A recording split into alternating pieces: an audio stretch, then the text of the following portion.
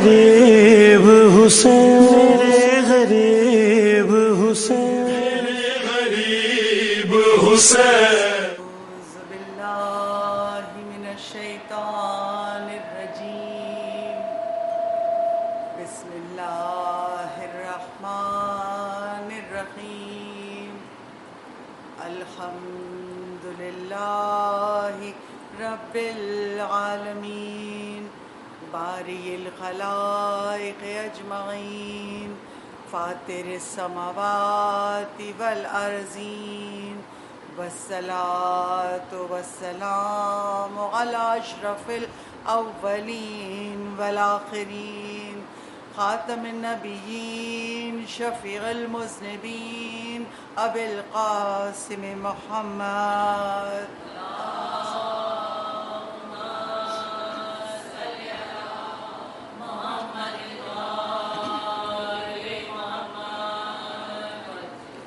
وعلى آلہ الطیبین الطاہرین المظلومین المعصومین، ولعنۃ اللہ دائمۃ الباقیہ وعلى اعدائہم وقتلتہم اجمعین، من الآن إلى قیام یوم الدین۔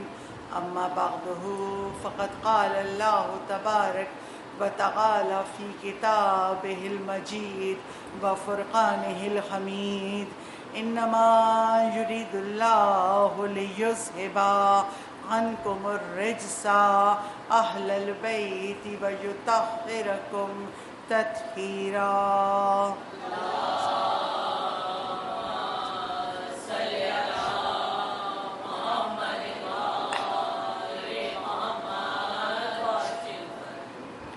تمام تر تعریفیں اور تمام تر حمد و ثنا اس خدائے بزرگ و برتر کے لیے ہے جس نے اس عالم کائنات کو خلق کیا اور اپنی نعمتوں سے بھر دیا، اور اس عالم کائنات میں ہمیں پیدا کیا، اور جس لمحے سے ہم ماں کے شکم میں ہیں اور اب تک ہم کو پال رہا ہے، اپنی نعمتوں سے نواز رہا ہے، اور سب سے بڑی نعمت جس کا ہم جتنا بھی شکر ادا کریں ادا نہیں کر سکتے، وہ نعمت محمد و آل محمد ہے کہ ہمیں ان کے دامن سے منسلک کر دیا، ہمیں حق پہ پیدا کیا۔ باراللہ ہمیں اس ایمان پہ ثابت قدم رکھنا، ہم سب کا خاتمہ ایمان پر کرنا، اور برزخ کی اور قیامت کی اور بہشت کی ساعتوں میں ہم آل محمد کے ساتھ ہو۔ صلوات بھیجنا۔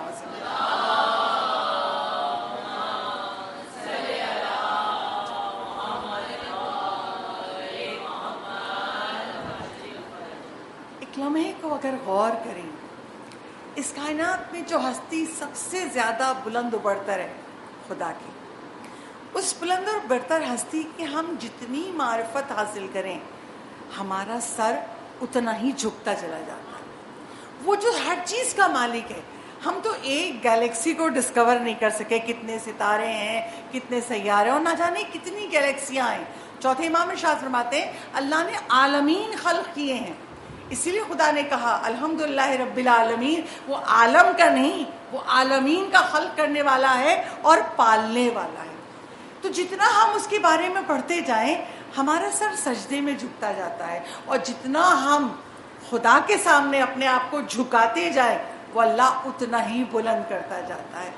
کہ اگر ہم اپنی حقیقت کو سمجھیں اور اس لیے اس سے جڑے رہیں، کسی لمحے گناہ ہو جائے غفلت کی وجہ سے، توبہ واجب فوری ہے، فوری توبہ کریں۔ پتہ نہیں اگلے لمحے ہم غافل ہو جائیں، پتہ نہیں اگلے لمحے ہم بھول جائیں، توبہ واجب فوری ہے۔ اور جو خدا کے سامنے اپنے گناہوں کا اعتراف کر لیتا ہے وہ خدا کا اتنا پسندیدہ ہو جاتا ہے کہ رسول ختمی مرتبت احمد مجتبیٰ محمد مصطفیٰ صلی اللہ علیہ وسلم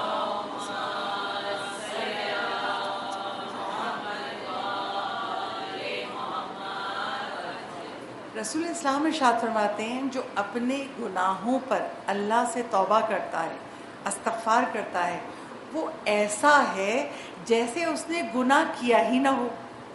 اب اس جملے میں آپ محبت کو محسوس کیجئے اللہ کی اور محمد و آل محمد کی، کہ رسول کہتے ہیں اللہ کہتا ہے جو میرے سامنے توبہ کر لے گویا وہ ایسا ہے جیسے اس نے گناہ کیا ہی نہیں۔ اور کیسی میں ایک روایت پیش کر دوں آپ کے سامنے. حضرت موسیٰ علیہ السلام ایک مرتبہ اللہ کی بارگاہ میں سوال کرتے ہیں, باراللہ میری امت کا سب سے بدترین برا شخص کون ہے؟ پروردگار عالم کہتے ہیں موسیٰ جب اپنے گھر سے باہر نکلو گے, جس شخص پہ تمہاری سب سے پہلے نگاہ پڑے وہ تمہاری امت کا بدترین آدمی ہے. کہا ٹھیک ہے. گھر سے باہر نکلے صبح, دیکھا ایک شخص جا رہا ہے, اپنے کندھوں پر اپنے بیٹے کو بٹھایا ہوا ہے. اب موسیٰ کی سب سے پہلی نظر اس شخص پہ پڑی تھی تو سمجھ گئے یہ میری امت کا بدترین شخص ہے, جسے خدا نے بدترین کہا ہے. اچھا جب بدترین شخص کو دیکھ لیا تو خدا کی بارگاہ میں دعا کی, باراللہ میری امت کا بہترین شخص کون ہے؟ میں نے بدترین تو دیکھ لیا مگر میری امت کا بہترین شخص کون ہے؟ کہا موسیٰ جب شام کو گھر سے باہر نکلو گے اور جس پر سب سے پہلے نگاہ جائے وہ تمہاری امت کا بہترین شخص ہوگا. اب موسیٰ اپنے امور میں متوجہ ہو گئے, اعمال کر رہے ہیں, لوگوں سے ملاقاتیں کریں. شام کا وقت ہوا, جب موسیٰ گھر سے باہر نکلے اور جو سب سے پہلے شخص پہ نگاہ پڑی وہ وہی شخص تھا جس پہ صبح نگاہ پڑی تھی. اب حیران ہے, یہی بدترین, یہی بہترین. خدا سے مخاطب ہوئے, یا رب کریم یہ ماجرا کیا ہے؟ جو بدترین تھا وہ بہترین کیسے؟ ایک ہی شخص دونوں باتیں کیسے؟ کا وجہ یہ ہے کہ جب یہ اپنے بیٹے کو صبح کندھے پہ اٹھا کے جا رہا تھا, جنگل سے گزرا تو بچہ چھوٹا تھا. اس بچے نے سوال کیا, پاپا اس اتنے بڑے جنگل سے بڑی بھی کوئی چیز ہے؟ تو باپ نے کہا ہاں ان جنگل سے بڑی چیز بڑے بڑے پہاڑ ہیں. کہا بابا پہاڑوں سے بھی بڑی کوئی چیز ہے؟ کہا پہاڑوں سے بڑی چیز یہ آسمان ہے, حد نگاہ آسمان ہے جہاں تک دنیا ہے. کہا بابا آسمان سے بڑی بھی کوئی چیز ہے؟ اب جیسے ہی بچے نے سوال کیا تو ایک آہ بھری, کہا آسمان سے بڑی چیز میرے گناہ ہیں, میں گناہ گار ہوں اور میرا ہر گناہ بڑا ہے کیونکہ میں نے خدا کی نافرمانی کی تھی. اب جیسے اس نے یہ کہا, بیٹے نے پھر سوال کیا, بابا آپ کے گناہوں سے بھی بڑی کوئی چیز ہے؟ کہاں میرے گناہوں سے بڑی بھی ایک بہت بڑی چیز ہے, وہ خدا کی رحمت الہی ہے. کہا موسیٰ جیسے ہی اس نے اپنے گناہوں کا اعتراف کیا اور میری بلندیوں کا اعتراف کیا, میں نے اسی لمحے اس کو بخش دیا. نہ صرف بخش دیا بلکہ اس کے سارے گناہوں کو نیکیوں سے بدل دیا. صلوات بھیجیے بابا سے بلا.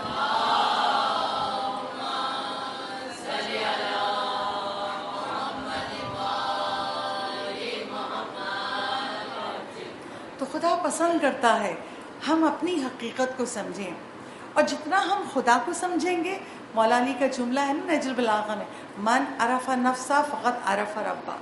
اپنے آپ کو سمجھ لو گے تو خدا سمجھ میں آ جائے گا, خدا کو سمجھ لو گے تو اپنے آپ کو سمجھنے لگو گے. اور خدا نے اس بدترین شخص کو بہترین شخص بنا دیا جس نے اپنے آپ اپنے خدا اپنی حقیقت کو سمجھا, خدا کی عظمتوں کو سمجھا. اور اللہ ایسا ہے کہ مجھے اور آپ کو ہمیشہ یہ چاہیے ہر آن اپنے خدا سے جڑے رہیں. کیوں جڑے رہیں؟ اگر خدا نعمتیں دے رہا ہے تو شکر کیجیے, اور شکر کے لیے سجدہ بہترین جگہ ہے. مگر کام کر رہے ہیں چلتے پھرتے, شکر للہ شکر للہ, اللہ تیرا شکر ہے آج تو نے اتنی بڑی مصیبت سے بچا لیا, اللہ تیرا شکر ہے تو نے مجھے اتنی بڑی نعمت دی, چلتے پھرتے شکر. اور اگر آپ مصیبت میں ہیں تو بھی اللہ سے مانگیے. یعنی ہر کیفیت میں, خوشی ہے, غم ہے, حیرانگی ہے, ہر کیفیت میں اللہ سے جڑے رہیے. اور جب ہم ذرا سی مصیبتوں میں آتے ہیں تو علماء سے کیا پوچھتے ہیں, کوئی مجرب ترین دعا بتا دیجیے کہ ہم پڑھیں اور مسئلہ ہمارا حل ہو جائے. معصومین کا وسیلہ تو ہے مگر خدا کو پکارنے کا وہ سلیقہ جو معصومین نے سکھایا ہے, ہم اس طرح خدا کو پکاریں. تو آج مجلس سکینہ میں آج ایک مجرب ترین دعا کا تذکرہ کروں گی. یہ ایسی دعا ہے جس کے لیے شیخ بہائی کہتے ہیں کہ اس دعا کو جو پڑھتا ہے اس کی تمام شرائط کے ساتھ 3 سے 4 دن میں اس کی دعا قبول ہو جاتی ہے, بشرطے خدا کی حکمت میں ہو.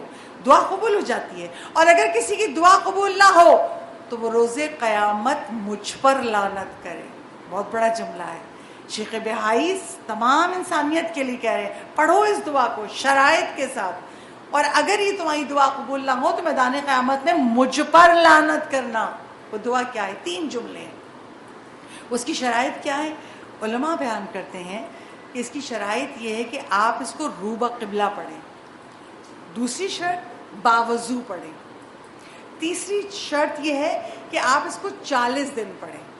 گو کہ دعا اس درمیان میں پوری ہو جائے گی مگر 40 دن پڑھیں اور 70 مرتبہ پڑھنا ہے. ایک شرط یہ ہے کہ پڑھتے ہوئے بات نہ کریں, آپ خدا کی طرف متوجہ رہیں.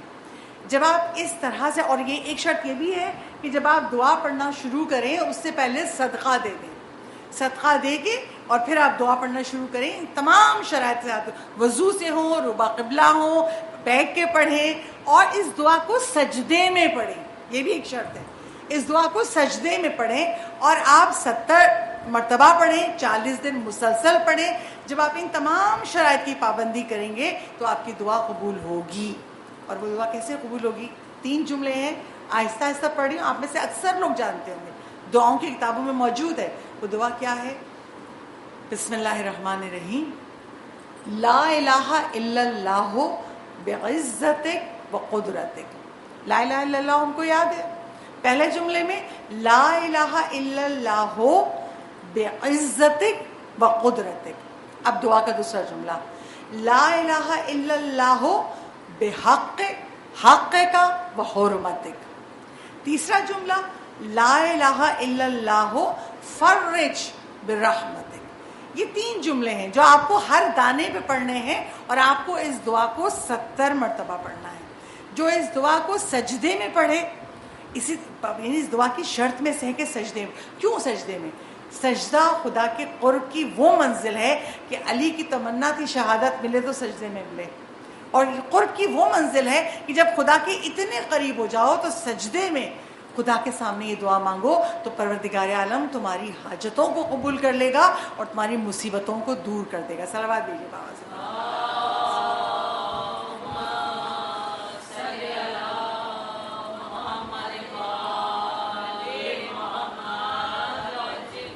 اور کیوں نہ دعائیں قبول ہو جائیں جب سلیقہ آل محمد سکھائیں. اور ہمارے پاس اللہ نے 14 وسیلے دے دیے ہیں. 14 معصومین ہیں, حضرت عباس ہیں, بی بی زینب ہیں, حضرت علی اصغر ہیں, بی بی ام البنین ہیں, اور جناب سکینہ ہیں. یہ ایسا خاندان ہے کہ متبرک ہستیوں سے بھرا ہوا ہے. ہم جس کو بھی وسیلہ بنائیں اس کے وسیلے سے پروردگار عالم ہماری حاجتوں کو پورا کر دیتا ہے. کیونکہ آج مجلس جناب سکینہ کی شہادت پر ہے تو میں آج معجزات میں جناب سکینہ کے معجزے کو بیان کروں گی. کتاب سردار کربلا, عباس اسماعیل یزدی کی کتاب. اور اس کتاب میں ایک روایت ہے کہ ایک عورت جو عیسائی تھی, لبنان کی رہنے والی تھی, بچیوں کو ایک بچی تھی, اس بچی کو ڈاکٹر نے جواب دے دیا تھا. وہ بچی پیرالائز ہو گئی تھی, نہ اٹھ سکتی تھی نہ کرمٹ لے سکتی تھی, اور وہ ماں کا دل بچے کے ساتھ جڑا ہوا.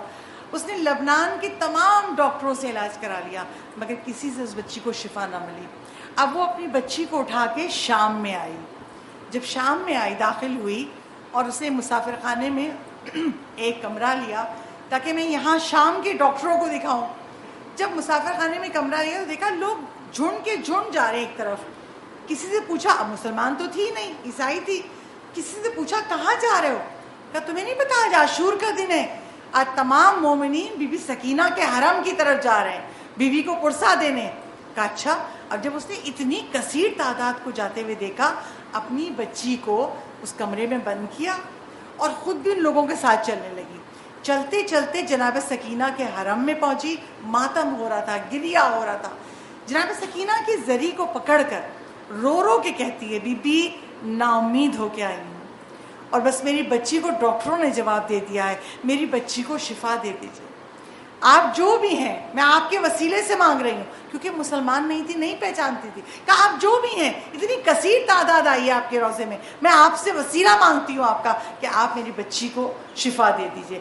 کہتے کہتے روئی اور روتے روتے گر کے بے ہوش ہو گئی.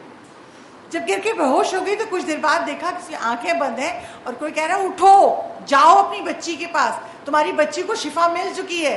اب جو یہ جملہ سنا, یہ تو نہیں دیکھا مجھے کس نے جگا دیا, اٹھی اور دوڑتی ہی اس کمرے کی طرف بھاگی جہاں اپنی بچی کو لاک کر کے آئی تھی. جب اس کمرے کو پہنچی, دروازے پہ پہنچی, دروازے کو جھنجھوڑا, کھولا, اندر گئی تو دیکھا بچی بیٹھی ہوئی کھیل رہی ہے. اب بچی سے پوچھا بیٹا تم تو اٹھ بھی نہیں سکتی تھی، یہ بیٹھی ہوئی کھیل کیسے رہی ہو؟ کہا اماں جیسے ہی آپ گئیں ایک چھوٹی سی 4 برس کی بچی میرے کمرے میں آئی اور کہا میرا نام سکینہ ہے، اٹھو میرے ساتھ کھیلو۔ میں نے کہا میں تو اٹھ ہی نہیں سکتی۔ کہا بسم اللہ الرحمن الرحیم پڑھو۔ میں نے بسم اللہ الرحمن الرحیم کوشش کی پڑھنے کی مگر اٹھ نہیں سکی۔ اس بچی نے میرا ہاتھ پکڑا، کہا اٹھو میں اٹھاتی ہوں۔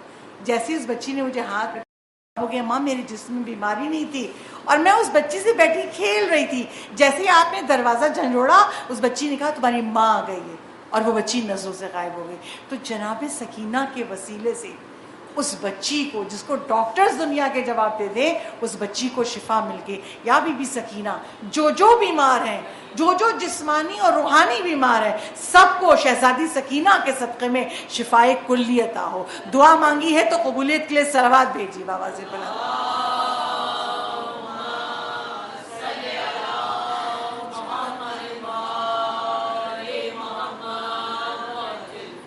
جناب سکینہ کے وسیلے سے، حضرت علی اصغر کے وسیلے سے ایسی ایسی مرادیں پوری ہو جاتی ہیں جو پورا ہونا ناممکن ہوتا ہے، جسمانی حاجتیں ہوں یا روحانی حاجتیں ہوں۔ انسان کے پاس روحانی حاجتیں بھی ہیں اور جسمانی حاجتیں بھی ہیں۔ جسمانی حاجت کا میں نے تذکرہ کر دیا، ایک بچی کو شفا مل گئی۔ روحانی حاجت کیا ہے؟ ہم سب متمنی زیارت امام حسین ہیں۔ ایک ایک لمحہ دل تڑپتا ہے مولا کیا خطا ہوئی، جو خطا ہوئی ہے اسے بخش دیجیے مولا، اپنا در کھول دیجیے، ہم آپ کے روضے پہ آ کے مومنوں کی حاجتیں مانگے، اپنی حاجتیں مانگے۔ یہ زیارت امام حسین اتنی بڑی معنوی لطافت ہے، اس میں اتنی بڑی معنوی نعمت ہے کہ چھوٹی سی روایت آپ کے سامنے بیان کر دوں۔ الغدیر لکھنے والے، آپ بہت تذکرہ سنتے ہیں مجلس میں، شیخ عبدالحسین امینی، جن کا روضہ بھی نجف میں ہے، مولا علی کے روضے کے پاس۔ عبدالحسین امینی کے انتقال کے بعد 4 سال کے بعد، جب انتقال ہو گیا 4 سال کے بعد، ان کے بیٹے ڈاکٹر ہادی امینی اپنے باپ کو خواب میں دیکھا، بڑے اچھے حال میں۔ جب باپ کو خواب میں دیکھا تو باپ سے ایک سوال کیا، بابا آپ نے بہت خدمت کی ہے آل محمد کی، بہت محمد و آل محمد کی خدمت کی ہے، آپ نے اس منزل علم پر پہنچے، لوگوں کو علم دیا، آپ نے علی کی شان میں الغدیر لکھی، بابا آپ نے نجف میں کتب خانہ بنوایا، یعنی آپ نے زندگی میں علمی اور ادبی اتنی خدمت کی، وہ کون سی خدمت ہے جس کا سب سے زیادہ اجر آپ کو ملا؟ ڈاکٹر ہادی امین نے جیسے خواب میں اپنے باپ سے یہ سوال کیا، ڈاکٹر عبدالحسین امینی تھے، وہ تھوڑی دیر سوچتے ہیں اور سوچ کے کہتے ہیں زیارت امام حسین، میں نے خدمت کی مگر جو اجر مجھے خدا نے زیارت امام حسین کا عطا کیا اس کی وجہ سے میں اتنے اچھے حال میں ہوں۔ یہ وہ معنوی نعمت ہے کہ اس نعمت کی جتنی تمنا کریں، جو نہیں گیا وہ تڑپ رہا ہے، جو بار بار گیا ہے وہ بھی تڑپ رہا ہے کہ مولا حسین آپ کے در پہ آنا پھر نصیب ہو۔ تو کبھی کبھی، اب ایک دفعہ نہیں، آج کربلا کا راستہ بندے مجبوراً کووڈ-19 کی وجہ سے، لیکن کربلا کا راستہ بہت دفعہ بند ہو چکا ہے۔ میں اسی کتاب سردار کربلا سے ایک روایت بیان کر رہی ہوں۔ ایک مرتبہ کربلا کا در بند تھا، کوئی کربلا جا نہیں سکتا تھا، زائرین رو رہے تھے مولا در کھولیے، حسین آپ کے روضے پہ آنا ہے، بہت حاجتیں مانگی جا رہی ہیں۔ اچانک عراقی گورنمنٹ نے اپنا شام کا بارڈر کھول دیا، صرف شام کا۔ جیسے ہی شام کا بارڈر کھلا، اب زائرین پہلے شام جا رہے ہیں اور پھر کربلا جا رہے ہیں، کیونکہ شام کا بارڈر کھلا ہوا ہے۔ کتنے ایرانی تھے جو آئے شام، بی بی کی زیارت کی اور کربلا پہنچے، زیارت کر کے کربلا کی، واپس اپنے ملک آئے، مگر جیسے ہی زیارت کر رہے تھے کچھ لوگ کربلا پہنچ گئے تھے، کچھ لوگ جمع ہو رہے تھے شام میں، اچانک عراقی گورنمنٹ نے بند کر دیا راستہ۔ اب جیسے ہی راستہ دوبارہ بند کر دیا تو وہ لوگ جو شام میں پہنچ چکے تھے کہ ہم شام کے بارڈر سے عراق میں داخل ہوں گے، اب پریشان ہیں، مولا گھر سے امید سے نکلے، حسین ابن علی کی زیارت کریں گے، مولا یہ کیا ہوا؟ سارے زائرین نے سوچا بی بی سکینہ کے روضے میں جمع ہوں اور بی بی سکینہ کو وسیلہ بنائیں اور بی بی سے کہیں بی بی بابا کا در کھلوا دیجئے، آپ کہیں گی تو حسین کھول دیں گے۔ یہ سوچ کے سارے زائرین بی بی سکینہ کے روضے میں جمع ہو گئے اور تڑپ تڑپ کے اعمال ہو رہے ہیں, نمازیں ہو رہی ہیں, دعائیں ہو رہی ہیں. عباس اسماعیل یزدی کہتے ہیں میں بھی اس وقت شام میں تھا. بس حسین سے محبت اتنی عجیب ہے, آپ مجھ سے بہتر جانتے ہیں. کچھ مانگتے ہیں مولا سے, مولا دے دیجئے, مولا دے دیجئے, اور کچھ مانگتے ہیں مولا سے, مولا آپ نہیں دیں گے تو کون دے گا, آپ کو دینا ہوگا. مطلب ہر ایک کی محبت کا انداز جدا ہے. کوئی لڑ کے مانگے, کوئی گڑگڑا کے مانگے, سب کی اپنی اپنی محبت ہے. وہ کہتے ہیں ایک مرتبہ میں زری کو پکڑ کے رو رہا تھا اور روتے روتے میری زبان سے ایک جملہ نکل گیا, بی بی سکینہ اگر تمہارے بابا کا در نہ کھلا, اگر میں زیارت کو نہ جا سکا امام حسین کی, تو کبھی بھی تمہاری زیارت کو نہیں آؤں گا. بظاہر یہ جملہ بڑا عجیب ہے, بی بی سکینہ سے ہی کہنا میں کبھی بھی تمہاری زیارت کو نہیں آ سکوں گا, اور کہہ کے روئے جا رہا ہے. روتے روتے اتنا رویا کہ ایک بار کی بی بی سکینہ کہنا میں شور ہوا. جب پلٹ کے دیکھا کیوں شور, کا دوبارہ بارڈر کھل گیا ہے. تو بی بی سکینہ کے وسیلے سے وہ حاجتیں جو ناممکن ہو جائیں, بی بی سکینہ کے وسیلے سے خدا ان حاجتوں کو بھی عطا کر دیتا ہے. صلوات بھیجی بابا سے.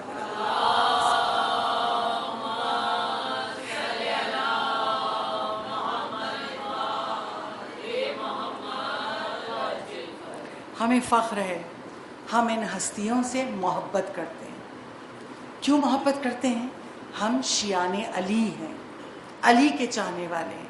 اچھا بڑے تو سب مجھ سے بہتر جانتے ہیں, جو میری مجلس واٹس ایپ پہ سن رہے ہیں, لائیو سن رہے ہیں, میں ان بچوں سے مخاطب ہوں, کیونکہ ہم جتنی توجہ اپنے بچوں پہ دینی چاہیے دیتے نہیں ہیں.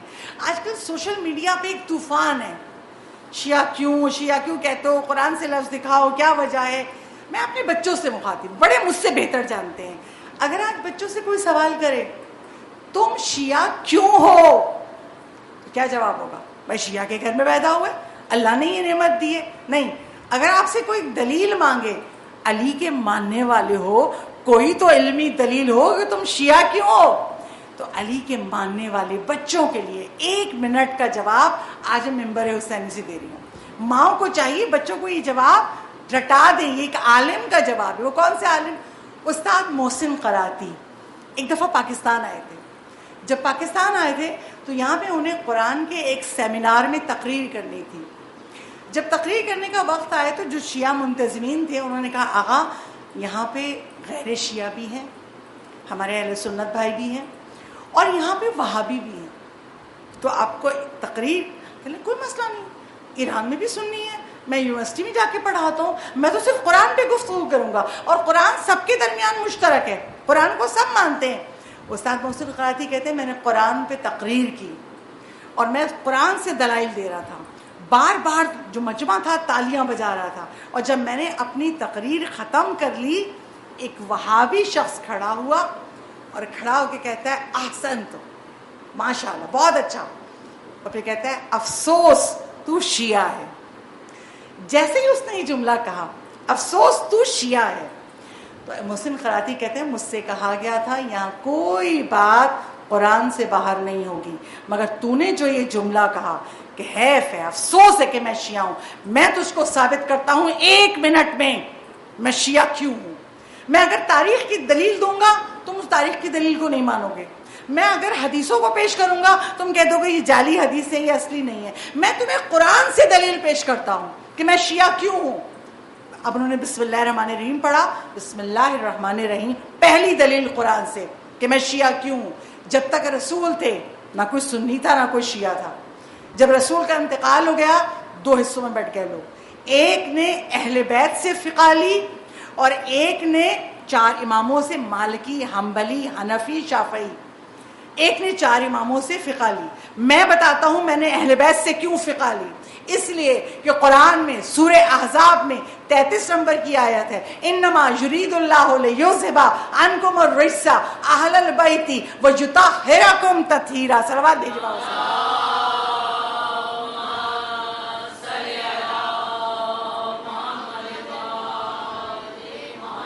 اور اس آیت کے معنی کیا ہیں؟ اللہ نے ارادہ کر لیا ہے محمد و آل محمد کو ایسے رج سے, نجاسات سے بری کر دے گا جیسا کہ بری کرنے کا حق ہے. یعنی شیعہ سنی تمام علماء مانتے ہیں کہ یہ آیت اہل بیت کی عصمت پہ دلیل ہے. یہ آیت فقط 14 معصومین کے لیے آئی ہے. کیوں؟ وہ معصوم ہیں, گناہ کا سوچتے تک نہیں ہے. پہلی دلیل میں نے اہل بیت سے اس لیے فقہ لی, وہ معصوم ہیں, وہ گناہ نہیں کرتے, ان کے ہر جملے پہ یقین ہے, یہ جو کہہ رہے ہیں یہ وہ کہہ رہے ہیں جو خدا نے کہا ہے. دوسری دلیل میں ہمارے اہل بیت رسول کی آنکھ بند ہونے سے پہلے بھی تھے اور رسول کی آنکھ بند ہونے کے بعد بھی تھے. تمہارے چاروں امام 100 سال کے بعد دنیا میں آئے, اور خدا قرآن میں سورہ واقعہ میں کہہ رہا ہے, سورہ واقعہ کی 10ویں آیت, السابقون السابقون اولئک المقربون, جو سبقت لے جانے والے ہیں وہ اللہ کے قریب ہیں. تو یہ سبقت والے آل محمد ہیں. جیسے ہی رسول کی آنکھ بند ہوتی ہے, رسول نے بار بار ان کا تعارف کرایا, اور جیسے ہی آنکھ بند ہوتی ہے ان کے ورثہ موجود ہیں, حدیث کے راویان موجود ہیں, فقہ کے بتانے والے موجود ہیں, دین کی حفاظت کرنے والے ائمہ موجود ہیں. تو ہم اس لیے اہل بیت کی دلیل کو مانتے ہیں. دوسرے قرآن کی دلیل, تیسری دلیل یہ ہے کہ خدا قرآن پاک میں سورہ نساء کی آیت نمبر 95 میں ارشاد ہوتا ہے خدا کا, افضل اللہ المجاہدین, مجاہدین افضل ہیں. کیوں؟ وہ جہاد کرتے ہیں. افضل المجاہدین باموالہم وانفسہم علی القاعدین درجہ, وہ شہید ہونے والے درجہ ان کا بلند ہے ان لوگوں سے جو شہید نہیں ہوئے. اور ہمارے 13 کے 13 معصومین شہید ہوئے, چوتھا غیبت میں ہے, اس کے نصیب میں بھی شہادت ہے. تو کیونکہ اللہ نے قرآن میں کہہ دیا شہید ہونے والے برتر ہیں ان سے جو شہید نہیں ہوئے, تو یہاں بھی محمد و آل محمد برتر ہے. یہ 3 قرآن کی دلیل ہے جو میں نے اہل بیت کی فقہ کو مانا. جب میں نے مجمع کی طرف دیکھا تو مجمع کی نگاہیں چھت پہ تھی. جواب یہ تھا کہ ہاں شیعہ حق پر ہے. صلوات دیجیے بابا سے.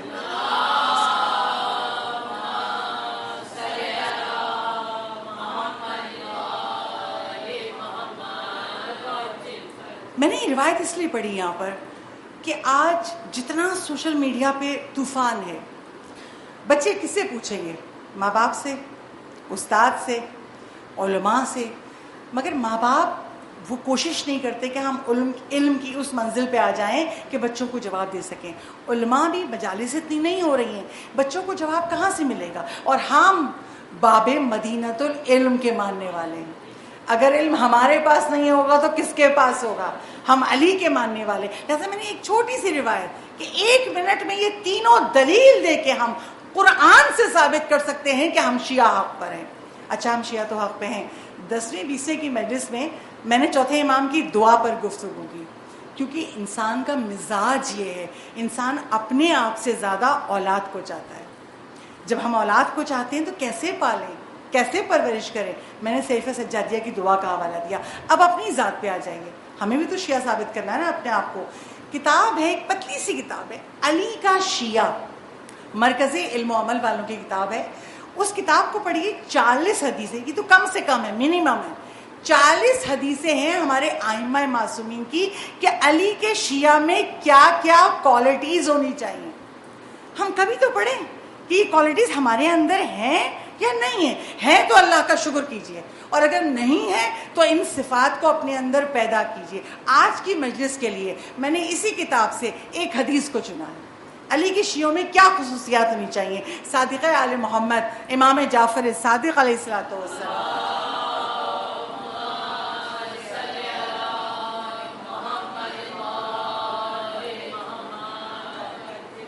چھوٹے امام کی ایک حدیث ہے, امام ارشاد فرماتے ہیں علی کے شیعہ اپنی خوبیوں کی وجہ سے پہچانے جاتے ہیں.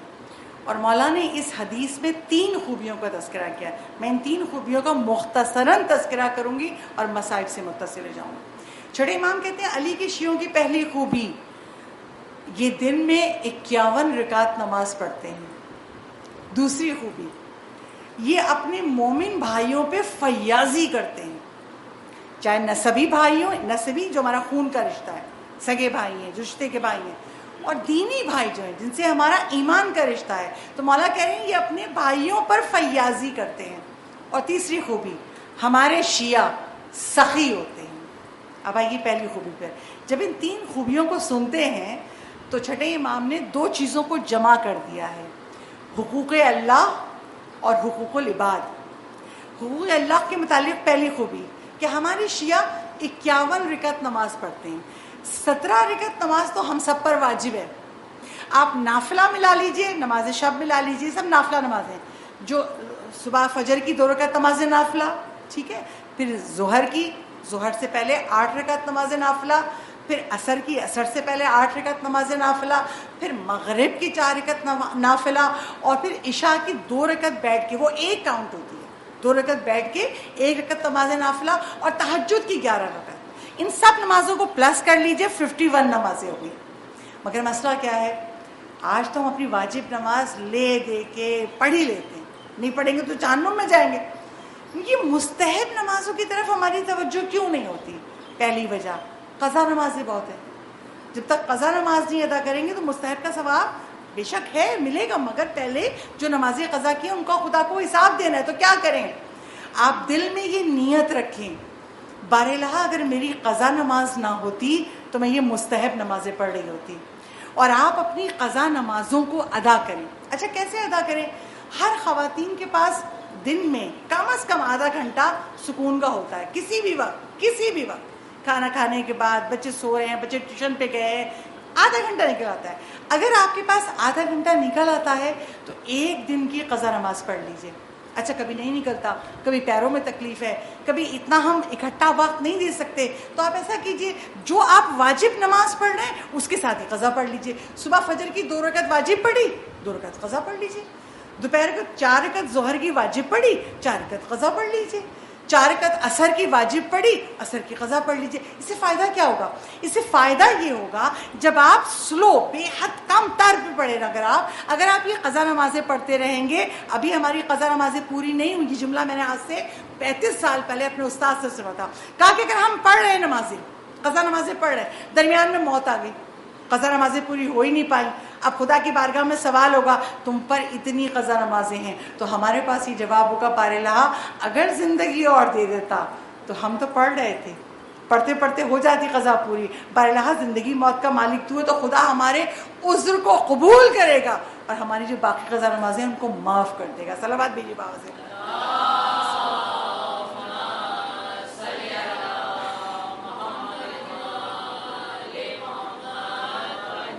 اور خوشا نصیب وہ مومنین جن پر قضا نمازیں نہیں ہیں, وہ اپنی نافلہ نمازیں پڑھ رہے ہیں, تو خوش نصیب ہیں وہ کہ چھٹے امام کی اس صفت پہ پورے اتر رہے ہیں. کہ ہمارے شیعوں کی پہلی نشانی یہ ہے کہ وہ 51 رکعت نماز پڑھتے ہیں. جو ابھی تک نافلہ نمازوں پہ نہیں آیا, جو لوگ میری مجلس سے سن رہے ہیں, وہ کم از کم فجر اور عشاء کی نافلہ سے شروع کریں. کم ہے, فجر سے پہلے, فجر کی نماز سے پہلے 2 رکعت فجر کی طرح نافلہ فجر پڑھ لیں, آسان ہے. اور عشاء کے بعد بیٹھے بیٹھے, تشہد پڑھنے کے بعد, سلام پھیرنے کے بعد بیٹھے بیٹھے 2 رکعت نماز پڑھ لیں, جو ایک کاؤنٹ ہوتی ہے. جب آپ فجر اور عشاء پہ آ جائیں گے تو اللہ آپ کو باقی نافلہ پڑھنے کی بھی توفیق دے گا.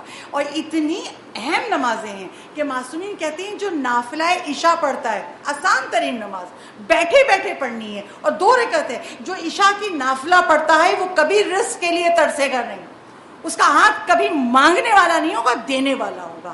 تو پروردگار عالم نے نافلہ کا یہ ایک مختصر سا فائدہ ہے کہ اگر ہم نافلہ نماز پڑھیں. اچھا, اب دوسری مولا نے نشانی بتائی. میرے شیعوں کی دوسری نشانی یہ ہے کہ میرے شیعہ اپنے مومن بھائیوں پر فیاضی کرتے ہیں. اچھا, یہ ہم سب کے اندر ہے. جب اللہ ہمیں کچھ دے دے اور ہم فیاضی کریں, میں ہمیشہ ہر مجلس سے پڑھتی ہوں, تو ہم سوچتے ہیں کہ بھئی اب ان کو آج دے دیں گے تو پھر یہ کل پھر آئیں گی. کل کس نے دیکھی ہے؟ ہمیں کل پہ اتنا یقین کیوں ہے, آج پہ یقین کیوں نہیں ہے؟ ہم آج سے زیادہ کل پر یقین کر کے بیٹھے, جبکہ مومن کی نشانی یہ ہے کہ اسے کل کا یقین نہیں ہوتا, پتہ نہیں کل میں قبر میں ہوں. تو ہم اگر آج پہ یقین کر کے کسی کو دے دیں گے تو فائدہ کیا ہے؟ جتنا دیا اتنا تمہیں قیامت میں مل جائے گا, یہ امانت ہے تمہاری اللہ کے پاس, اور جتنا دیا اس سے 10 گنا بڑھا کے خدا دنیا میں دے دے گا. تو جب آپ دے رہے ہیں تو آپ کا اضافہ ہو رہا ہے, اور جب آپ خدا سے بار بار مانگتے ہیں تو خدا کبھی نہیں کہتا ابھی دیا پھر دوں, کتنا مانگتا ہے. مجھے مولا علی کی وہ حدیث یاد آتی ہے, مولا متقیان علی ابن ابی طالب علیہ الصلوۃ والسلام,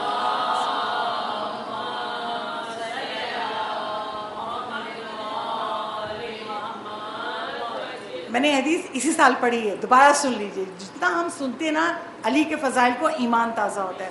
مولا متقیان کی بارگاہ میں مولا کا شیعہ پہنچا عمار یاسر, چہرہ اترا ہوا ہے. علی بن ابی طالب نے پوچھا کیا بات ہے, کیوں پریشان؟ کہا مولا قرض لیا تھا, اب جس سے قرض لیا تھا وہ مانگنے آ گیا, میرے پاس دھیلا بھی نہیں ہے, میں قرض کیسے دوں؟ مولا متقیان نے ایک پتھر کی طرف دیکھا اور وہ پتھر سونے میں بدل گیا. مولا نے کہا اس کو اٹھا لے, اس کو لے جا, اپنا قرض بھی ادا کر, تیرے بچے فاقے سے ہیں, اپنے بچوں کی بھوک پیاس مٹا. عمار نے کیا کیا جو ہم سب مومنین کو سوچنا چاہیے؟ عمار نے کیا کیا؟ عمار نے وہ سونے کا ڈھیلا اٹھایا, اس کو توڑا, چھوٹا سا ٹکڑا لے کے اور جانے لگے. مولا علی کہتی سب لے جا, تیرے کام آئے گا. اب جواب سنیے, عمار یاسر کہتے ہیں سب لے جا. مولا جس کا آپ جیسا مولا نہ ہو وہ کل کی فکر کرے, جس کا آپ جیسا مولا ہے اسے کل کی فکر کیا؟ میں آج کی ضرورت پوری کروں, کل ضرورت ہوگی تو پھر علی دینے کو تیار ہے. صلوات دیجیے بابا سے.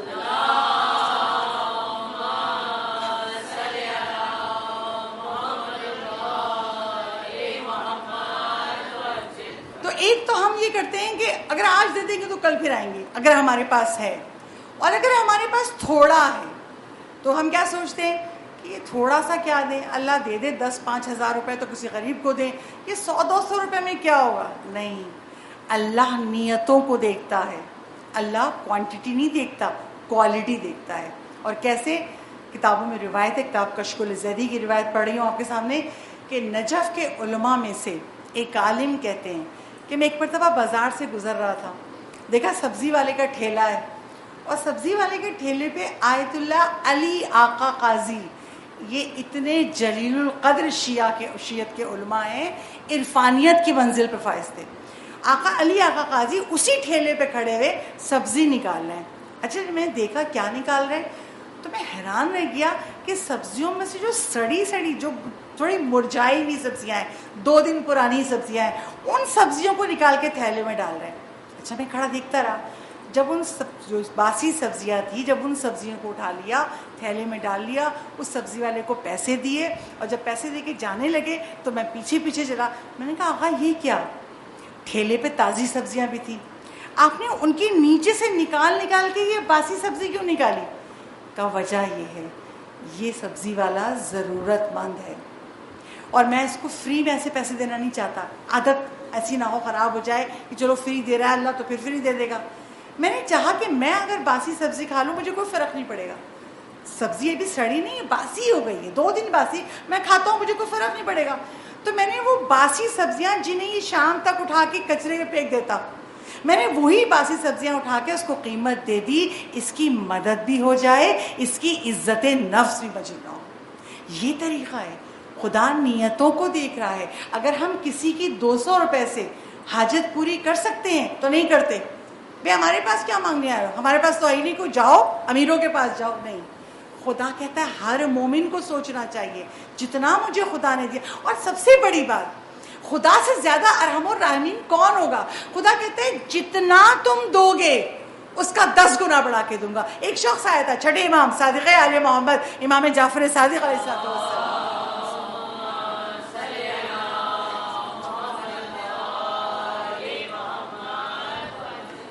ایک شخص آیا چھٹے امام سے, کہتا مولا میں بہت غریب ہوں, میرے پاس پیسے نہیں ہیں, مولا تنگ دستی ہے, فقیری ہے.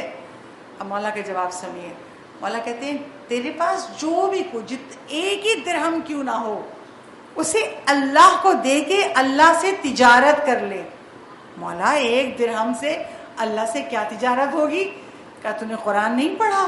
قرآن میں اللہ سورہ انعام میں کہتا ہے میں ہر نیکی کا 10 گنا اجر دیتا ہوں. اگر تو یہ 1 درہم صدقہ کر دے گا خدا کے لیے فی سبیل اللہ, اس ایک کے بدلے میں خدا تجھے 10 درہم دے دے گا. یہ تجارت ہے اللہ کی.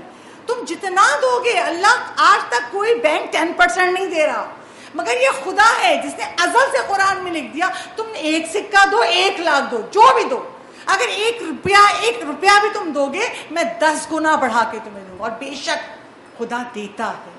تو کہا کہ خدا کو دے کے تجارت کر لو. تو شیعوں کی صفت کیا ہے؟ چھٹے امام کہتے ہیں ہمارے شیعوں کی صفت 51 رکعت نماز پڑھتے ہیں.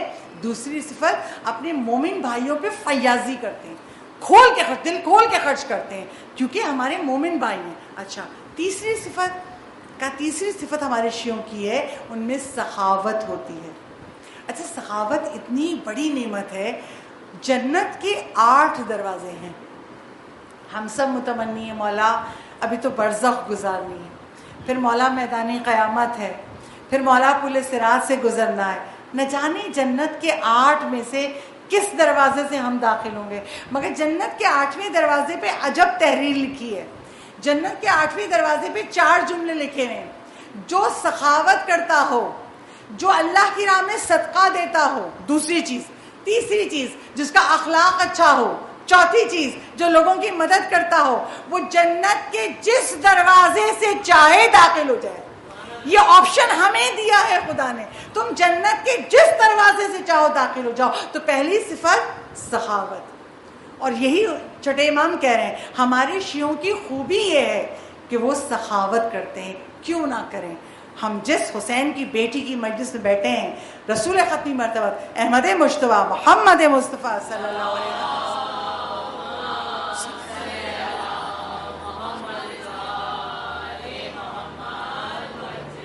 رسول نے ایک حدیث بیان کی تھی جس میں پنجتن کے فضائل بیان کیے تھے. میں سب حدیث نہیں پڑھ رہی، میں صرف ایک حصہ پڑھ رہی ہوں. جب کہا کہ اگر دنیا کی سخاوت کو، پوری دنیا کی، وہ مسلمان ہو، وہ عیسائی ہو، وہ کافر، سبھی کرتے ہیں نا، کچھ نہ کچھ تو اپنی کمیونٹی کو دیتے ہیں نا. تو کہا دنیا کی سخاوت کو اگر جمع کر دیا جائے اور ایک پیکر کی شکل دی جائے تو وہ پیکر حسین ابن علی ہوں گے. یعنی حسین مکمل سخاوت ہے، پورا نوری سخاوت ہے. تو ہم حسین کے ماننے والے، سخاوت کیوں نہ آئے ہمارے اندر. اور سخاوت اللہ کو اتنی پسند ہے کہ ایک مرتبہ رسول ختمی مرتبہ احمد مجتبیٰ محمد مصطفیٰ صلی اللہ علیہ وسلم،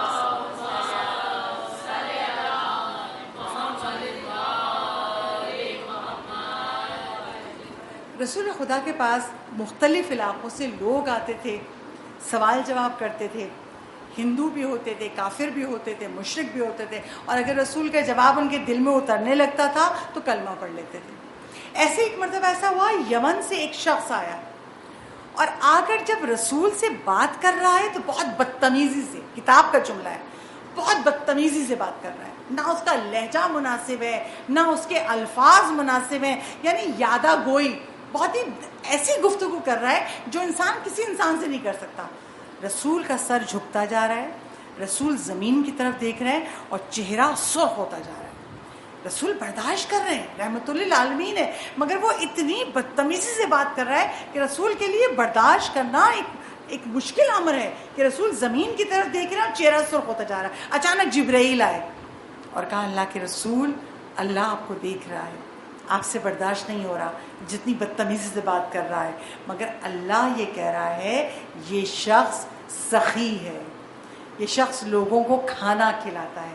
جیسے ہی جبرائیل نے جملہ کہا رسول خدا کا چہرہ بحال ہو گیا. اور رسول خدا اس سے کہتے ہیں اگر میرا خدا مجھے جبرائیل سے یہ خبر نہ دیتا کہ تو سخی ہے، تو لوگوں کو کھانا کھلاتا ہے، تو میں یقیناً تجھے سزا دیتا. مگر میرے خدا نے کہہ دیا کہ تو سخی ہے. تو اب وہ شخص پوچھتا ہے تمہارے خدا کو سخاوت پسند ہے؟ کہا ہاں، اسی لیے میرے خدا نے جبرائیل سے پیغام بھیجایا. جیسے یہ جملہ کہا وہ کہتا اشہد ان لا الہ الا اللہ وحدہ لا شریک لہ واشہد ان محمدًا عبدہ. میں گواہی دیتا ہوں آپ خدا کے رسول ہیں اور خدا واحد ہے. جب یہ کہہ دیا تو کہا جو خدا اتنا سچا ہے، میرا وہ عمل جس سے کوئی آگاہ نہیں تھا مگر تیرا خدا آگاہ تھا، میں اس سچے خدا پر ایمان لایا، میں مسلمان ہوا. تو سخاوت ایسی کوالٹی ہے کہ رسول کہتے ہیں جس کے اندر یہ سخاوت آ جائے وہ خدا کے قریب ہے، جہنم سے دور ہے. اس کے لیے اللہ نے جنت کا ہر دروازہ تیار رکھا ہے. سب دروازے تو میں کھولوں گا، کون کس دروازے سے جائے گا، مگر جس کے اندر سخاوت ہے اس کے پاس یہ آپشن ہے، وہ جس دروازے سے چاہے جنت میں داخل ہو جائے. اور ہم حسین ابن علی کے ماننے والے ہیں. حسین کی سخاوت جب دنیا میں آئے تو پہلی سخاوت کیا کی؟ فطرت کو عطاب سے برطرف کروا دیا. اور جب دنیا سے جانے لگے تو حر کو اپنے ساتھ ملا کے حر کو جنت کا بہشتی بنا دیا. یہ حسین کی سخاوت ہے. اور آج تک بس شہادت تک نہیں، آج تک حسین عطا کر رہے ہیں.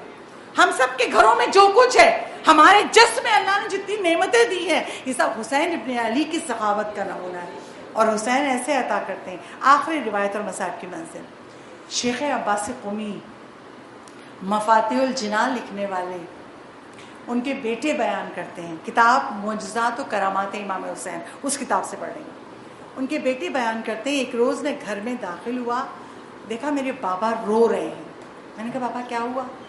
کہا بیٹا میری آنکھوں میں اتنا شدید درد ہوتا ہے کہ مجھے لگتا ہے میں اب آل محمد کی خدمت کر نہیں سکوں گا. وہ محدثین میں سے تھے، یعنی مولا کی حدیثوں کو جمع کرتے تھے. تو کہا مجھے لگتا ہے میں مولا کی خدمت کر نہیں سکوں گا، میری آنکھوں میں شدید درد ہوتا ہے. اچھا بیٹے نے سنا. کچھ دن کے بعد جب وہ بیٹا پھر گھر میں آیا، دیکھا بابا لکھ رہے، پڑھ رہے. کہا بابا آپ کی تو آنکھوں میں درد تھا، کیا آنکھ کا درد ختم ہو گیا؟ کہا بالکل ختم ہو گیا. کہا بابا کیسے؟ کہا میں نے باوضو ہوا، وضو کر کے قبلہ رو بیٹھا، اصول کافی کی کتاب کو ہاتھ میں اٹھایا. دیکھیے خلوص کی منزل دیکھیے آپ. اصول کافی کی کتاب کو اٹھایا جو شیخ صدوق کی لکھی ہوئی ہے، اٹھایا شیخ کلینی کی لکھی ہوئی ہے، اٹھایا کتاب کو اصول کافی کو اور آنکھوں سے لگایا اور کہا بار اللہ تجھے حسین ابن علی کا واسطہ، میرا مولا بہت سقی تھا، تجھے حسین ابن علی کا واسطہ میری آنکھوں کے درد کو دور کر دے. کہا اسی وقت پروردگار عالم نے میری آنکھوں کے درد کو دور کر دیا اور حسین کے صدقے میں مجھے شفا دے دی. تو حسین آج تک عطا کر رہے ہیں. ہمارے مولا ہم کو محروم نہیں رکھتے اور آج ہم حسین کو پرسا دیں گے. حسین کی چہیتی سکینہ کا مولا جس کے لیے کہتے تھے میں نے نماز شب کی دعاؤں میں اللہ سے سکینہ کو مانگا ہے، خدا مجھے ایک بیٹی دے جو مجھ سے محبت کرتی ہو اور میں اس سے محبت کرتا ہوں. اور کتنی محبت، سکینہ کو نیند نہیں آتی تھی جب تک بابا کے سینے پہ نہ سو جائے. 3 سال کی، آپ 3 سال کی بچی کا تصور کیجئے، 3 سال کی بچی کتنی چھوٹی ہوتی ہے. 1 سال قید خانے زندان شام میں رہی ہے تو یہ بچی 4 سال کی ہوئی ہے، 3 سال کی بچی. اور جب بابا جا رہے تھے تو یہی بچی زلجنا کے قدموں سے لپٹی ہوئی تھی اور زلجنا سے کہے زلجنا میرے بابا کو نہ لے جا. جب مولا حسین نے دیکھا یہ بچی زلجنا سے لپٹی ہوئی ہے، بچی کو کہا تھا گلے سے لگایا اور گلے سے لگا کے مولا نے اپنی بیٹی کو ایک وصیت کی تھی. کہا سکینہ اب تم اماں کے پاس رہو گی اور علی اصغر میرے پاس رہیں گے. سکینہ شکایت نہ کرنا، میرے سینے پہ سونے کی عادی ہو، اماں کے پاس سو جانا اور بیٹا کبھی شکایت نہ کرنا، صبر کرنا. باپ کی اس وصیت پہ سکینہ نے ایسے عمل کیا، تماچے کھائے مگر سکینہ نے صبر کیا، گوشوارے نوچے گئے سکینہ نے صبر کیا، کرتے کا دامن جلا سکینہ نے صبر کیا، گلا رسن میں بندھا سکینہ نے صبر کیا. یہ بچی باپ کی وصیت پر عمل کرتی رہی. ایک مرتبہ مدینے میں سید سجاد سے کسی نے پوچھا تھا مولا آپ کو کس مصیبت نے بہت رلایا؟ تو مولا سجاد کہتے ہیں مجھے چھوٹے بچوں کی پیاس نے بہت رلایا اور مجھے اپنی بہن سکینہ کے سوالات نے بہت رلایا. کہا مولا کیسے سوال؟ کہا ایک مرتبہ ہمارا قافلہ شام کی راہ میں تھا، شدید دھوپ تھی، یزید کا قافلہ رکا ایک جگہ پر، بچوں کی رسیاں کھولی گئی. جیسے ہی بچوں کی رسیاں کھولی گئی سکینہ دوڑتی ہوئی آئی اور سید سجاد کے گلے میں باہیں ڈال دی. جیسے ہی سکینہ نے میرے گلے میں باہیں ڈالی ایک مرتبہ میری آہ نکل گئی. سکینہ نے پوچھا بھیا یہ آہ کیسے؟ کہا سکینہ میرے گلے میں توقع خاردار ہے، میں اگر گردن دائیں طرف گھماؤں تو کیل چبھتی ہے. سکینہ جیسے ہی تم نے میرے گردن میں ہاتھ ڈالا اس یہ توق جب دھوپ سے گرم ہوتی ہے میری کھال جلنے لگتی ہے، میری کھال سے مسوا تو میری آہ نکل گئی. سکینہ نے سن لیا بھائی بہت تکلیف میں ہے. تھوڑی دیر کے بعد بچوں کو پانی ملنے لگا. جب سکینہ کو پانی ملا وہ بچی پانی لے کے بھائی کے گلے پہ توق پہ ڈالنے لگی. سید سجاد کہتے سکینہ پیاسی ہو، یہ پانی میری گردن پہ کیوں ڈال رہی ہو؟ کہا بھیا ابھی تو آپ نے کہا تھا کہ گرم توق سے آپ کی گردن جلی جاتی ہے. یہ سکینہ اتنا صبر کرتی رہی. ایک مرتبہ زندان شام میں تھی. زندان شام میں چھت نہیں تھی, دن بھر دھوپ جلاتی تھی اور رات کو اوس کی ٹھنڈک سے چہرے مڑ جاتے تھے. ایک سال میں اہل بیت کے چہرے کملا گئے تھے. جب سکینہ بیٹھی ہوتی زندان شام میں نا اور زندان کی چھت پہ دیکھتی پرندے اڑ رہے ہیں, تو ایک مرتبہ بھائی سے کہتی, بھیا سید سجاد یہ پرندے کہاں جا رہے ہیں؟ سید سجاد کہتے اپنے گھر جا رہے ہیں بیٹا, شام ہو گئی اب اپنے گھر جائیں گے. تو سکینہ پلٹ کے کہتی, بھیا کبھی قیدی بھی گھر جاتے ہیں, بھیا ہم کب گھر جائیں گے؟ اور سید سجاد مجبور ہیں, یہ نہیں کہہ سکتے سب گھر جائیں گے مگر سکینہ تو گھر نہ جا سکے گی, سکینہ تیری قبر اسی زندان میں بنے گی. عزیزانو, سکینہ ایک رات بابا کو خواب میں دیکھتی ہے بابا آئے ہیں. اب وہ باپ سے بچھڑی ہوئی بیٹی جو باپ کے سینے پہ سوتی تھی, خواب میں بابا کو دیکھا, بابا سے لپٹ گئی. بابا کہتے سکینہ میں تمہیں لینے آیا ہوں, اب تم میرے پاس آ جاؤ گی. بابا سے لپٹ کے روتی ہے, بابا آپ کے بعد میں نے بہت دکھ اٹھائے. آنکھ کھلی تو دیکھا بابا نہیں ہے. اب رونا شروع کیا, پھوپھی اماں میرا بابا کہاں ہے؟ جناب زینب کہتی ہیں سکینہ اگر بابا ہوتے تو ہم اس اندھیرے زندان میں نہ ہوتے. بیٹا بابا کو شہید کر دیا. نہیں پھوپھی اماں, میرے بابا آئے تھے اور مجھ سے کہہ رہے تھے میں تمہیں لینے آیا ہوں. جیسے ہی یہ جملہ زندان میں بیویوں نے سنا, بیویوں میں رونے کا کوہرام مچ گیا. سکینہ کہہ رہی ہے بابا آئے تھے اور بابا کہہ رہے ہم تمہیں لینے آئے ہیں. اب جو رونے کی صدائیں بلند ہوئی, یزید کے محل تک پہنچی. وہ ملعون سو رہا تھا, اس کی آنکھ کھلی تو ایک مرتبہ کہتا ہے کون ہے جو رو رہا ہے؟ غلام کہتے ہیں حسین کی بیٹی رو رہی ہے حسین کی فرقت میں. کہا اس کو چپ کراؤ. کہا حاکم ہم چپ نہیں کرا سکتے, ہم جتنا اس کو مارتے ہیں یہ تڑپ تڑپ کے کہتی ہے چچا مجھے بچا لو, بابا مجھے بچا لو, بھیا علی اکبر مجھے بچا لو. یہ بچی اتنا زور سے روتی ہے. کہا کیسے چپ ہوگی؟ کہا یزید اس کے باپ کا سر بھیج دے, شاید اس بچی کو قرار آ جائے. یزید نے امام حسین کا سر زندان میں بھیجا. تشت میں سر رکھا ہوا ہے, سر پہ ایک کپڑا ڈلا ہوا ہے. جیسے ہی سر حسین زندان کے دروازے پہ آیا, سید سجاد ہتھکڑیاں بیڑیاں پہنے ہوئے کھڑے ہوتے ہیں اور کہتے ہیں السلام علیکم یا ابا عبداللہ. بیویاں سلام کرتی ہیں, رونے کی صدا ہے. سر حسین آیا, سکینہ کی آغوش میں بابا کا سر آ گیا. اب تک جب بھی سکینہ بابا کے پاس جاتی تھی نا, بابا لبوں پہ پیار کرتے تھے. آج بابا کا سر سکینہ کی گود میں, سکینہ نے اپنے لب بابا کے لبوں پہ رکھ دیے اور سکینہ نے پہلا بیان یہ کیا, بابا یہ کس نے تیری گردن کو کاٹ دیا؟ بابا کس نے تیری داڑھی کو خون سے سرخ کر دیا؟ اور دوسرا بیان کرتی ہے, بابا آپ کی شہادت کے بعد میرے کانوں سے گوشوارے نوچے گئے جو آپ نے پہنائے تھے. بابا آپ کے بعد میرے چہرے پہ تماچے مارے گئے. بیٹی باپ کو ہر تکلیف بتا رہی ہے. عزیزارو, امام زمانہ جب زیارت ناہیہ میں سلام بھیجتے ہیں نا تو کہتے ہیں میرا سلام ہو اس بچی پر جس کے رخساروں کی رنگت تبدیل ہوتی رہی.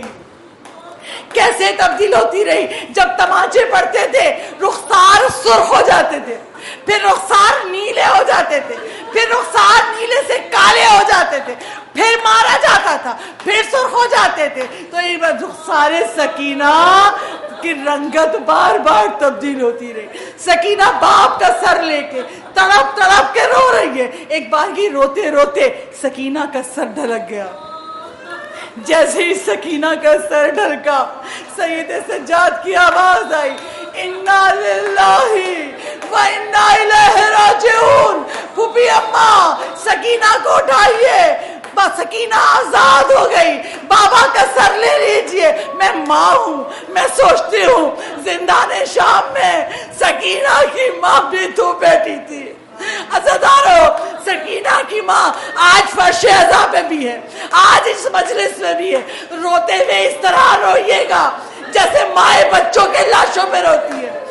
میرا باپ پرسا لینے آئی ہے۔ جب میرے باپ نے یہ جملہ سنا، میری سکینہ گزر گئی، ارے وہ ماں جو ابھی علی اصغر کا داغ نہ بھولی تھی، اب سکینہ نہ رہی، میرے باپ کی کیا حالت ہوگی۔ عزادارو، اگر باپ کو غسل و کفن نہ ملا تو سکینہ کو بھی کفن نہ ملا۔ سکینہ کو اسی کپڑوں میں دفنایا گیا۔ جب قبر تیار ہو گئی، سید سجاد نے قبر بنا لی، ایک مرتبہ سکینہ کے لاشے کو اٹھایا۔ آپ جانتی ہیں جب قبر میں دفن کیا جاتا ہے، ایک لاشا دینے والا ہوتا ہے، ایک جنازہ اٹھانے والا ہوتا ہے۔ میں سید سجاد سے ہاتھ جوڑ کے کہوں گی، مولا جو جنازہ اٹھاتا ہے اس کے ہاتھ و پیر آزاد ہوتے، مولا پیروں میں بیڑیاں، ہاتھوں میں ہتھکڑیاں، گلے میں طاق، زنجیروں سے جکڑے ہوئے، کیسے بہن کا جنازہ اٹھایا؟ اچھا اٹھا لیا، مگر مولا کیسے قبر میں اتارا؟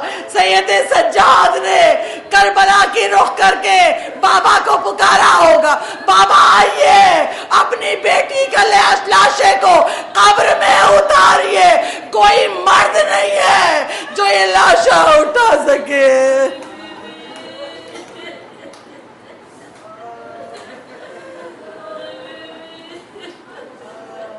الا لعنۃ اللہ علی القوم الظالمین وسيعلم الذین ظلموا ای منقلب ینقلبون۔ بار اللہ تجھے محمد و آل محمد کے مصائب کا واسطہ، تجھے سکینہ کی مصیبت کا واسطہ، امام زمانہ کے ظہور میں تاجیل فرما دے۔ معبود اس فرش عزا پہ ہم سب کے تمام گناہان صغیرہ و کبیرہ معاف فرما دے، ہماری آنکھوں میں وہ بصیرت دے دے کہ ہم زیارت امام زمانہ کر سکیں۔ معبود تجھے واسطہ حسین کی ماں کا، تجھے واسطہ سکینہ کی ماں میرے باپ کا، جس ماں کے دل میں جو بھی دکھ ہے اس ماں کے دل کے دکھ کو دور کر دے۔ خدایا یہ سب مومنات حاجت مند ہیں، ان سب کی حاجتوں کو پورا کر دے۔ جو بے روزگار ہیں ان کو روزگار عطا کر دے، جو قرض دار ہیں ان کا قرض غیب سے ادا کر دے، جو لا ولد ہے اسے اولاد عطا کر دے، جو صاحب اولاد ہے ان کی اولاد کو نیک صالح بنا دے، جن کے بچے بڑے ہوں گے ان کو اچھے بر عطا کر دے۔ معبود جو بے گھر ہے اسے گھر عطا کر دے، اور خدایا عزاداری امام حسین کی حفاظت فرما، ہماری مجلسوں کی، ہمارے جلوسوں کی، ہمارے ائمہ کے روضوں کی حفاظت فرما، اور جب امام زمان ظہور فرمائیں اور صدا دیں تو لبیک کہنے والوں میں ہم سب آگے ہوں۔ ربنا تقبل منا انک انت السمیع العلیم۔ ماتم حسین۔